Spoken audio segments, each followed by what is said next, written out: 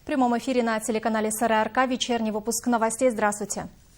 В студии Динара Сартаева, и в начале выпуска коротко о главных событиях. С начала следующего года в Казахстане будет введен новый порядок оказания адресной социальной помощи. Об этом в ходе рабочей поездки в Осакаровский район заявила министр труда и социальной защиты Тамара Дюсенова. Подробнее об этом расскажу я, Жанна Рабзбаева. КС-2017 в стране стартовали оперативно-спасательные учения по ликвидации ЧП в условиях зимы. Все подробности в материале Веры Шеллер.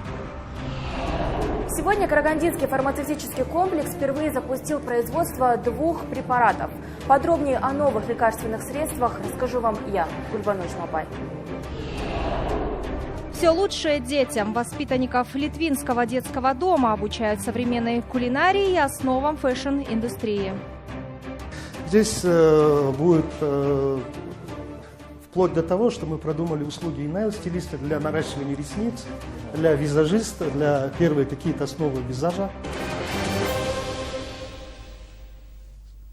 Казахстанским банкам могут запретить взимать комиссию за обслуживание займов, а задолжавшим по кредитам заемщикам самостоятельно продавать имущество, которое находилось в залоге. Эти нормы предусмотрены в проекте закона по вопросам усиления защиты прав собственности и арбитража. Документ сегодня презентовали в Мажилисе. Он содержит 4 основных блока поправок, направленных на обеспечение защиты прав собственников. Законопроект, кроме прочего, предлагает конфисковывать имущество осужденных только после установления его преступного происхождения. Еще одним новшеством станет равноценная компенсация при принудительном изъятии земель для госнужд. У вас есть залог, и вы не смогли вовремя заплатить, банки продают имущество, и цена его ниже рыночной. Залогодатель вправе продать свою недвижимость. При продаже он может повысить цену. С начала следующего года в Казахстане будет введен новый порядок оказания адресной социальной помощи. Об этом в ходе рабочей поездки в Карагандинскую область заявила министр труда и социальной защиты населения Тамара Дюсенова. Глава ведомства ознакомилась с работой Центра занятости Осакаровского района, оценила его готовность к переходу на новый формат адресной социальной помощи. Интересовала Тамару Дюсенову и реализация в районе пилотного проекта «Öрлeu». Также она провела совещание с акимами сельских округов. Там речь шла о новых проектах, запущенных министерством. Первый объект, который посетила министр труда и социальной защиты населения Тамара Дюсенова – районный центр занятости. Ее интересовало материально-техническое оснащение и профессиональная подготовка специалистов. По рынку труда сколько у вас сейчас вакансий? По рынку труда на данный момент где-то 35 вакансий. Ну-ка, покажите. На какие специальности? Специальности в области образования, в школах, там учителя, допустим, медсестры. В рамках программы «Öрлeu» более 50 семей Осакаровского района открыли свое дело. Постоянную работу получили порядка 270 человек. Семья Натальи Федуловой участником проекта стала 2 года назад. Тогда одинокая мама получила финансовую поддержку в размере 150 тысяч тенге и открыла собственное дело. Сегодня любимое занятие услуги парикмахера приносит доход и является основным видом заработка для семьи. До проекта «Öрлeu» я была не работающая, сидела дома, по уходу за детьми. Я получала детские АСП. Но потом, когда я пришла получать АСП, сказали, что вот вышла новая программа «Öрлeu». И я начала оформлять это «Öрлeu». Мне помогли в подаче денег. Я оформила патент и стала я работать парикмахером. И вот уже более 3 лет я работаю безперерывно парикмахером. А на совещании в местном акимате Тамара Дюсенова разъяснила вопросы внедрения нового формата адресной социальной помощи. С начала нового года это станет не только денежной выплатой, а комплексной мерой выхода из бедности. По мнению министра, важно сделать все для того, чтобы центры занятости в результате трансформации стали доступнее, а его специалисты были готовы оказать все необходимые услуги населению на принципах единого окна. Мы в течение текущего года с вами проводили с работниками центров занятости, с отделами социальной помощи несколько раз на обучение. Проводили здесь на местах, проводили на уровне Астаны. Недавно только большое количество работников центров занятости обучились. Еще раз показали, в чем отличие нового АСП от той АСП, которую мы сегодня реализуем и даем. Также со следующего года базовая пенсия будет назначаться в зависимости от стажа участия в пенсионной системе. Такой подход, по словам министра, восстанавливает справедливость в отношении лиц, получающих сегодня низкий размер пенсии. Тамара Дусенова остановилась и на вопросах трудоустройства населения. В этом направлении в министерстве была разработана электронная биржа труда, которая станет большой площадкой для работодателей и соискателей. Заместитель акима области Жандос Абишев отметил, что Карагандинская область готова внедрять все изменения. Все сотрудники центра занятости, акимы, специалисты сельских кругов и поселков прошли обучение по новому формату. Проводится информационно-разъяснительная работа во всех сельских округах и поселках с охватом более 7 тысяч человек. Такая же работа, Тамара Гасимовна, проводится и в целом во всех городах и районах нашей области. Работа в данном направлении у нас продолжается. Все новшества и изменения сельские акимы должны донести до населения. Стоит отметить, что в рамках проведения реформ в социально-трудовой сфере министр труда и социальной защиты населения проводит разъяснительную работу в регионах страны. Жанна Робсбаева, Бигзат Нурмагомбетов, Роман Копылов, телеканал Сарыарка. В Казахстане начались масштабные республиканские учения КС-2017. На них спасатели отрабатывают действия в случае чрезвычайного происшествия. Сегодня свою готовность показали бойцы нашего региона. На месте событий побывал и наш корреспондент. В зону происшествия были направлены силы средства оперативно-спасательного отряда. По сценарию учений действия разворачиваются в Каркаралинске. На улице зима и сильный мороз. Жизни заблудившихся охотников в руках спасателей, а если точнее, в лапах поисковых собак. На службе лабрадоры по кличке Соня и Ника уже больше 5 лет. Кинологи говорят, что в зимних условиях сложнее работать даже четвероногим. Каждые 20 минут собаку нужно заводить в тепло. Собаки принимали участие в Шахане, который был 1 января обрушения. Там работали. Наша собака обозначила, где у нас находятся погибшие полностью. Вот. Также еще были выезда в Каркаралинск, вот ездили, женщина потерялась, там также искали. Так, за последние 3 года было около 50 спасательных операций, где участвовали собаки. Операция прошла успешно, охотники были найдены. Следующее задание – вызволить автобус с людьми из снежного плена. Здесь в дело вступил отряд Национальной гвардии. В салоне ПАЗа, который застрял на трассе Караганда-Агадырь, находится 20 пассажиров. Бойцы гражданской обороны демонстрируют действия в экстремальных условиях. На улице мороз и медлить нельзя. Только в прошлом году таких случаев было несколько десятков. Спасли в количестве 20 человек, их эвакуировали на наш КАМАЗ. Остальных 2 доставили в скорую помощь. Им оказана первая медицинская помощь. Личный состав воинской части сработал слаженно. Были неприятности, во-первых, погодные условия. Готовы ли спасатели оперативно действовать в случае ЧП в суровых погодных условиях? Ответ на этот вопрос и должны были дать командно-штабные учения КС-2017. Спасательные отряды области продемонстрировали свою боевую готовность. Сложно проходит движение именно по дорогам. Это на территории, начиная с Аксуай-Улов и выше до практически Караганды. Вот. От населенного пункта Просторное, Акой, это Шетского района, до Топара. В зимний период было спасено практически больше 800 человек эвакуировано было из зон вообще, из вот этих ситуаций. И дети были, и взрослое население. Для ликвидации таких случаев зимой у спасателей в наличии 835 единиц техники. Звучит внушительно, но на практике ее либо не хватает, либо она изношенная. В следующем году из областного бюджета обещают выделить свыше 150 миллионов тенге. В первую очередь закупят вахты и пожарную технику. Именно по ним вопрос стоит острее всего. Решив его, говорят спасатели, можно не бояться не только снега и морозов, но и весенних паводков. Для ликвидации ЧП и аварийно-спасательных операций в Карагандинской области 24 часа в сутки готово выехать около 3000 бойцов различных формирований гражданской обороны. Вера Шеллер, Ернур Жомарт, телеканал Сарыарка. Карагандинские фармацевты завершили клинические испытания нового противоопухолевого препарата. В скором времени ритуксимаб будет доступен для широкого пользования. Наряду с ним запущено производство и другого препарата семиклотин. Лекарственное средство предназначено для пациентов с диагнозом гемофилия. Гульбанов Жумабай продолжит. Карагандинский фармацевтический комплекс был введен в эксплуатацию еще в октябре 2015 года. И только сегодня, получив все соответствующие сертификаты, запущено первое производство 2 лекарств. Лекарственные препараты предназначены для больных с диагнозом онкология, сахарный диабет, вирусный гепатит и гемофилия.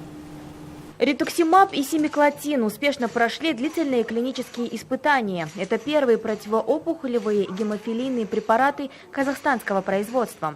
По стоимости оба лекарственных средства будут на 30% ниже зарубежных аналогов. В медучреждения Казахстана антибиотики поступят в январе будущего года. Данный препарат является разработкой российских биотехнологических компаний. Они уже имеют положительный опыт применения, использования не только в России, но и в странах СНГ и дальнего зарубежья.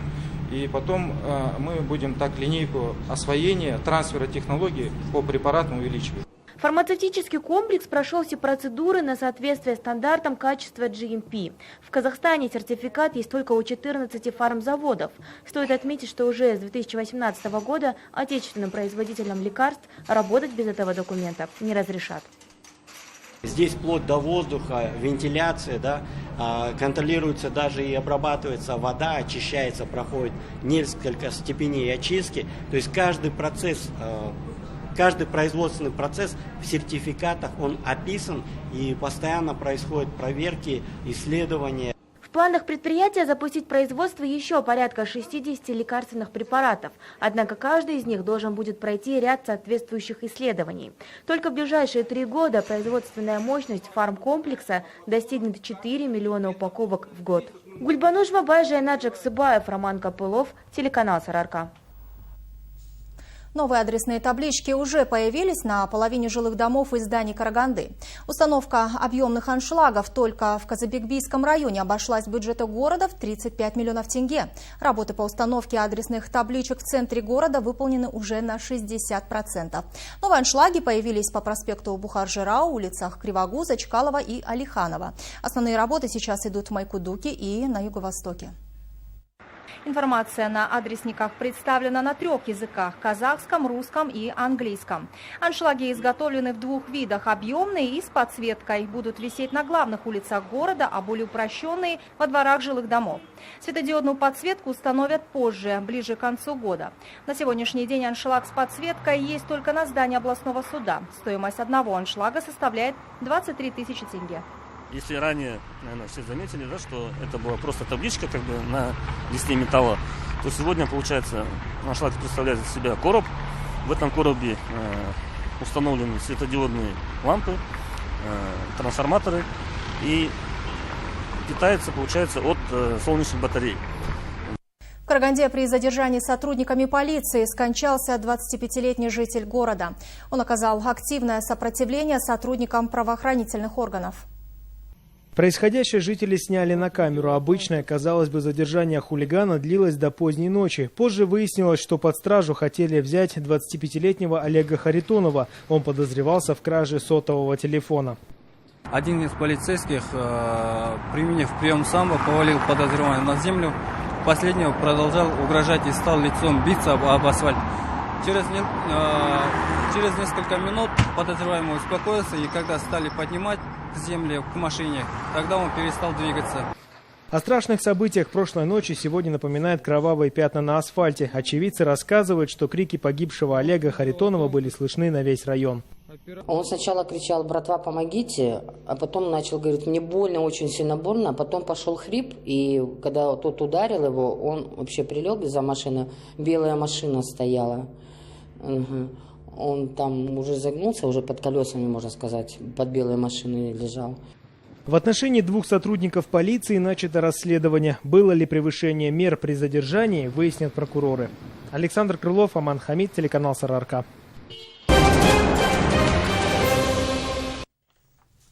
Работа каждого 7-го жителя Карагандинской области связана с вредными и опасными условиями. Хотя, согласно статистике, численность несчастных случаев на производстве уменьшается, ситуация вопросов охраны и безопасности труда остается сложной. Сегодня состоялся очередной брифинг региональной площадки службы центральных коммуникаций. На нем о работе профсоюзного центра рассказала его председатель. Разрешение конфликтов на производстве, защита прав и интересов трудящихся, а также контроль за соблюдением Трудового кодекса. Именно эти вопросы в центре внимания отраслевых профсоюзов, а их в Карагандинской области 14. Туда входит порядка 180 тысяч работников. За последние 3 года на предприятиях, где есть профсоюзы, наблюдается снижение количества трудовых конфликтов. Сегодня профсоюзный центр уделяет максимум внимания предотвращению трудовых конфликтов. На заседаниях областной трехсторонней комиссии, благодаря оперативному выявлению и совместным действиям социальных партнеров, были рассмотрены и доведены до согласия многие актуальные для предприятий нашего региона вопросы. С начала года состоялось 3 заседания областной трехсторонней комиссии и ряд заседаний ее рабочей группы. Несмотря на снижение числа несчастных случаев и производственного травматизма, в целом ситуация в области охраны труда остается сложной. Одни из острых вопросов – применение заемного труда. Чаще всего такая категория работников вынуждена работать выше нормы и получать низкую заработную плату. Учитывая экономическую ситуацию, все чаще и чаще работодатели применяют заемный труд в своей модели трудовых отношений. На некоторых предприятиях страны из года в год количество таких случаев растет. Сегодня Федерация профсоюзов совместно с социальными партнерами мы уже пришли предварительно к следующему выводу, что необходимо законодательно запретить заемный труд. Защита трудовых прав работников предполагает и создание благоприятных и безопасных условий на рабочем месте. Согласно статистике, работа каждого 7-го жителя Карагандинской области связана с вредными и опасными условиями. Поэтому на предприятиях, где имеются профсоюзные организации, созданы производственные советы по охране труда. В их состав входят представители профсоюзов и работодателя. Жанар Алпсбаева, Жайнат Жаксыбаев, Аман Хамид, телеканал СРРК. Закрутить роллы, приготовить пиццу и даже сделать профессиональный мейкап. Воспитанников Литвинского детского дома обучают современной кулинарии и основам фэшн-индустрии. Для этого открыли уникальную тренинговую комнату. Виталий Несибаев побывал в ней. 15 километров от Осакаровки село Есиль, старейшая в регионе школа-интернат. Литвинский детский дом открылся в 1932 году. Представляете, сколько детей за 85 лет бегало по этой площадке. Если только за годы независимости из стен этой школы выпустилось около 600 человек. Добро пожаловать к нам в гости! Сегодня школа-интернат – это около 150 воспитанников и 70 педагогов. Неплохая инфраструктура. Спортивный зал оборудован, кабинет психолога, да и столовая с 5-разовым питанием. Чем сегодня детей будете кормить? Обед у нас будет суп картофельный с фасолью, голубцы ленивые, компот, хлеб. А сладкое? Дети любят сладкое? У нас сладкое каждый день. Сладкое, фрукты у нас каждый день. Большая часть литвинских детей осталась без попечения родителя. Есть и сироты. Найти семью, конечно, сможет не каждый. Но и историй с хэппи-эндом здесь тоже немало. Согласно программе президента, я вам говорю, да, у нас по патронатному воспитанию в этом году мы отдали 14 детей на патронатное воспитание. А для тех, кто еще пока не простился с большой семьей Литвинки, создают свои жилищно-бытовые условия. Особой гордостью здесь должна стать уникальная тренинговая комната. Эту комнату мы разбили на зоны. Это кухонная зона, да, но она немножко недоработанная. Сейчас будет приобретен стол. Данные стиральные машинки помогут нашим девочкам и мальчикам какие-то личные вещи не в общей практике стирать. Ну и, соответственно, будут обучаться программированию, совместимости вещей. А чтобы дети могли готовить более сложные блюда, например, пиццу или закручивать роллы, оборудован духовой шкаф. А в этой зоне девочек обучат швейному делу. Для этого приобрели 4 машинки с оверлоком. Учат и маникюрному делу. Летом специально приезжали специалисты из Караганды. В будущем здесь будут оказывать услуги нейл-стилиста. По словам руководства, тренинговая комната научит воспитанников тому, что сейчас актуально и чем можно заработать себе на жизнь. Виталий Несибаев, Мурат Токенов, Аман Хамид, телеканал СРРК.